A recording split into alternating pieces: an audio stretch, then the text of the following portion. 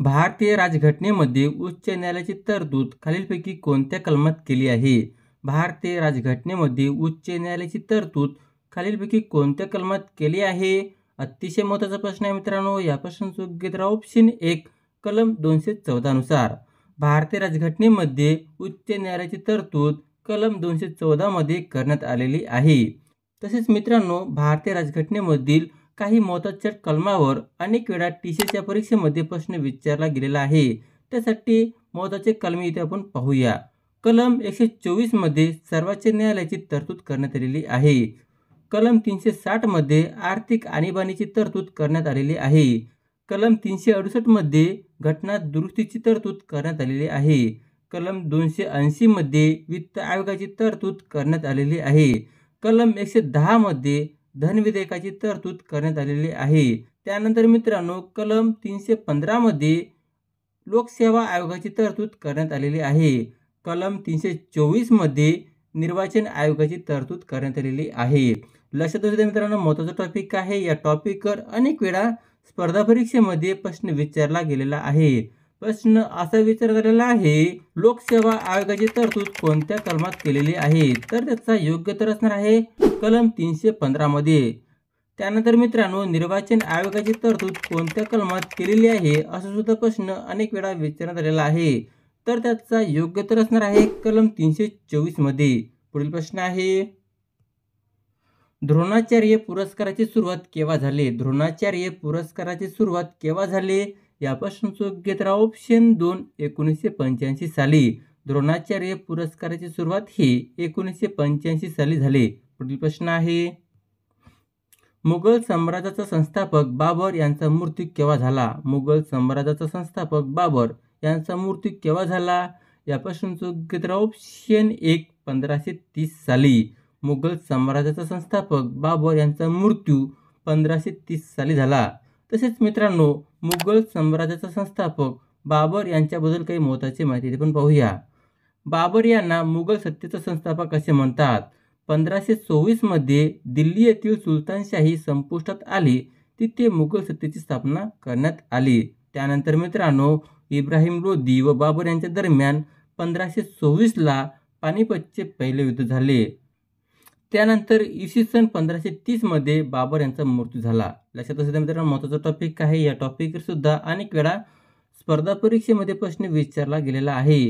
प्रश्न असा विचारण्यात आलेला आहे, पानिपतचे पहिले युद्ध कोणादरम्यान झाले? तर त्याचा योग्य उत्तर असणार आहे इब्राहिम लोदी आणि बाबर यांच्या दरम्यान 1524ला पानिपतचे पहिले युद्ध झाले. पुढील प्रश्न आहे, महात्मा गांधी यांच्या समाधी स्थळाचे नाव काय आहे? महात्मा गांधी यांच्या समाधी स्थळाचे नाव काय आहे? या प्रश्नाचं योग्य उत्तर ऑप्शन 4 राजघाट. महात्मा गांधी यांच्या समाधी स्थळाचे नाव राजघाट आहे. पुढील प्रश्न आहे, खालीलपैकी साधना या वृत्तपत्राचे संपादक कोण आहेत? खालीलपैकी साधना या वृत्तपत्राचे संपादक कोण आहेत? अतिशय महत्त्वाचा प्रश्न आहे मित्रांनो. या प्रश्नाचं योग्य उत्तर ऑप्शन 3 साने गुरुजी. साने गुरुजी हे साधना या वृत्तपत्राचे संपादक आहेत. पुढील प्रश्न आहे, भारतीय राज्यघटनेने खालीलपैकी कोणत्या देशाकडून मूलभूत कर्तव्याची तरतूद घेतलेली आहे? भारतीय राज्यघटनेने खालीलपैकी कोणत्या देशाकडून मूलभूत कर्तव्याची तरतूद घेतलेली आहे? मित्रांनो, या प्रश्नाचं योग्य उत्तर ऑप्शन 2 रशिया. भारतीय राज्यघटनेने रशिया या देशाकडून मूलभूत कर्तव्याची तरतूद घेतलेली आहे. तसेच मित्रांनो, भारतीय राज्यघटनेने कोणकोणत्या देशाकडून कोणकोणते तरतूद घेतलेली आहे या टॉपिकवर अनेक वेळा प्रश्न विचारला गेलेला आहे. त्यासाठी हा टॉपिक आपण विस्तारपणे पाहूया. भारतीय राज्यघटनेने अमेरिका या देशाकडून मूलभूत हक्क, उपराष्ट्रपती पद, महाभियोग, न्यायव्यवस्थेचे स्वातंत्र्य हे तरतुदी घेतलेले आहे. त्यानंतर मित्रांनो, रशिया या देशाकडून मूलभूत कर्तव्य, सामाजिक, आर्थिक व राजकीय न्यायाचा आदर्श हे तरतुदी घेतलेले आहे. त्यानंतर मित्रांनो, भारतीय राज्यघटनेने ब्रिटन या देशाकडून संसदीय शासन व्यवस्था, द्विगृहीत संसद, कायदा करण्याची पद्धत आणि सभापती पद व त्याचे वैशिष्ट्य घेतलेले आहे. आणि मित्रांनो, भारतीय राज्यघटनेने जर्मनी या देशाकडून आणीबाणी लागू झाल्यास मूलभूत हक्क स्थगिती ही तरतुदी घेतलेली आहे. लक्षात असू द्या मित्रांनो, महत्त्वाचा टॉपिक आहे. या टॉपिकवर हमखास प्रश्न विचारला जातो. त्यासाठी हा टॉपिक तुम्ही नोट डाऊन करून घ्या. लक्षात असू द्या मित्रांनो, एकदा रिव्हिजन मारूया आपण. भारतीय राज्यघटनेने अमेरिका या देशाकडून मूलभूत हक्क, उपराष्ट्रपती पद, महाभियोग, न्यायव्यवस्थेचे स्वातंत्र्य हे तरतुदी घेतलेले आहे. रशिया या देशाकडून मूलभूत कर्तव्य, सामाजिक, आर्थिक व राजकीय न्यायाचा आदर्श घेतलेले आहे. ब्रिटन या देशाकडून संसदीय शासन व्यवस्था, द्विगृहीत संसद, कायदा करण्याची पद्धत व सभापतीपद व त्याचे वैशिष्ट्य घेतलेले आहे. त्यानंतर मित्रांनो, जर्मनी या देशाकडून भारतीय राज्यघटनेमध्ये आणीबाणी लागू झाल्यास मूलभूत हक्क स्थगिती हे तरतुदी घेतलेले आहेत. तसेच मित्रांनो, भारतीय राज्यघटनेने मूलभूत हक्क हे तरतूद कोणत्या देशाकडून घेतलेले आहे असा प्रश्न अनेक वेळा विचारण्यात आलेला आहे. तर त्याचा योग्य उत्तर असणार आहे अमेरिका. त्यानंतर मित्रांनो, भारतीय राज्यघटनेने संसदीय शासन व्यवस्था हे तरतुदी कोणत्या देशाकडून घेतलेले आहे असा सुद्धा प्रश्न अनेक वेळा विचारण्यात आलेला आहे. तर त्याचा योग्य उत्तर असणार आहे ब्रिटन. पुढील प्रश्न आहे, राष्ट्रीय मतदाता दिवस कधी साजरा केला जातो? राष्ट्रीय मतदाता दिवस कधी साजरा केला जातो? यापासून योग्य उत्तर ऑप्शन 4 25 जानेवारी. राष्ट्रीय मतदाता दिवस हे 25 जानेवारीला साजरा केला जातो. पुढील प्रश्न आहे, पण त्याआधी मित्रांनो, जर तुम्हाला माझा व्हिडिओ आवडला असेल तर नक्कीच व्हिडिओला लाईक करायला विसरू नका. जर तुम्हाला अशाच प्रकारचे व्हिडिओ पाहायचा असल्यास चॅनलला सबस्क्राईब करून घ्या. पुढील प्रश्न आहे, ज्वारी संशोधन केंद्र कुठे आहे? ज्वारी संशोधन केंद्र कुठे आहे? यापासून योग्य उत्तर ऑप्शन 4 सोलापूर. ज्वारी संशोधन केंद्र हे सोलापूर या ठिकाणी आहे. तसेच मित्रांनो, संशोधन केंद्र व त्याचे ठिकाण या टॉपिकवर स्पर्धा परीक्षेमध्ये अनेक वेळा प्रश्न विचारला गेलेला आहे. त्यासाठी हा टॉपिक आपण विस्तारपणे पाहूया. नारळ संशोधन केंद्र हे रत्नागिरी या जिल्ह्यामध्ये भाट या ठिकाणी आहे.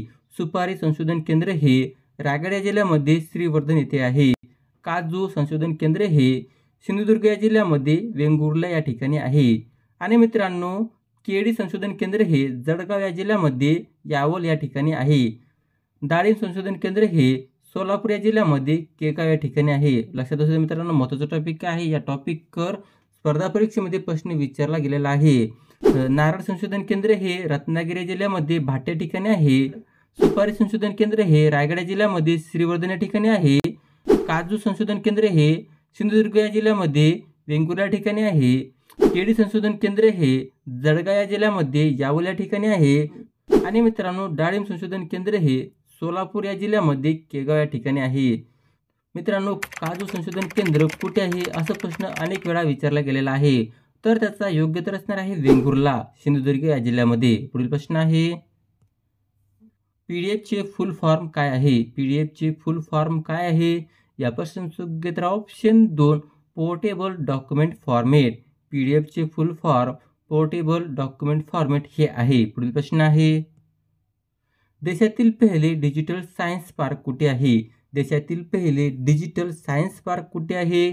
यापासून योग्य उत्तर ऑप्शन 3 तिरुअनंतपुरम, केरळ या राज्यामध्ये. पुढील प्रश्न आहे, मानवी आहारात ऊर्जेचे प्रमुख स्रोत काय आहे? मानवी आहारात ऊर्जेचे प्रमुख स्रोत काय आहे? यापासून योग्य उत्तर ऑप्शन 4 कर्बोदके. मानवी आहारात ऊर्जेचे प्रमुख स्रोत कर्बोदके आहे. लक्षात असू द्या मित्रांनो, महत्त्वाचा प्रश्न आहे. हा प्रश्न अनेक वेळा विचारला गेलेला आहे. पुढील प्रश्न आहे, अश्वमेध म्हणजे कोणत्या प्राण्याची बळी देणे? अश्वमेध म्हणजे कोणत्या प्राण्याची बळी देणे? यापासून योग्य उत्तर ऑप्शन 3 घोडा. अश्वमेध म्हणजे घोडा या प्राण्याचे बळी देणे. पुढील प्रश्न आहे, रामायण कोणत्या कवीने लिहिलेली आहे? रामायण कोणत्या कवीने लिहिलेली आहे? यापासून योग्य उत्तर ऑप्शन 2 वाल्मिकी. रामायण हे वाल्मिकी या कवीने लिहिलेली आहे. पुढील प्रश्न आहे, भरतनाट्यम हा कोणत्या राज्याचा नृत्य प्रकार आहे? भरतनाट्यम हा कोणत्या राज्याचा नृत्य प्रकार आहे? मित्रांनो, यापासूनच उत्तर तुम्हाला कमेंटमध्ये सांगायचं, नक्कीच सांगण्याचा प्रयत्न करा. प्रश्न असा आहे, भरतनाट्यम हा कोणत्या राज्याचा नृत्य प्रकार आहे? पुढील प्रश्न आहे, महाराष्ट्राच्या उत्तर सीमेवर कोणती पर्वतरांग आहे? महाराष्ट्राच्या उत्तर सीमेवर कोणती पर्वतरांग आहे? यापासून योग्य उत्तर ऑप्शन 1 सातपुडा. महाराष्ट्राच्या उत्तर सीमेवर सातपुडा हा पर्वतरांग आहे. पुढील प्रश्न आहे, छत्रपती शिवाजी महाराजांचा जन्म कुठे झाला? छत्रपती शिवाजी महाराजांचा जन्म कुठे झाला? अतिशय महत्त्वाचा प्रश्न आहे मित्रांनो. या प्रश्नाचं योग्य उत्तर ऑप्शन 2 शिवनेरी. छत्रपती शिवाजी महाराजांचा जन्म शिवनेरी या किल्ल्यावर झाला. अशा प्रकारचा हा व्हिडिओ होता मित्रांनो. जर तुम्हाला माझा व्हिडिओ आवडला असेल तर नक्की चॅनलला सबस्क्राईब करून घ्या.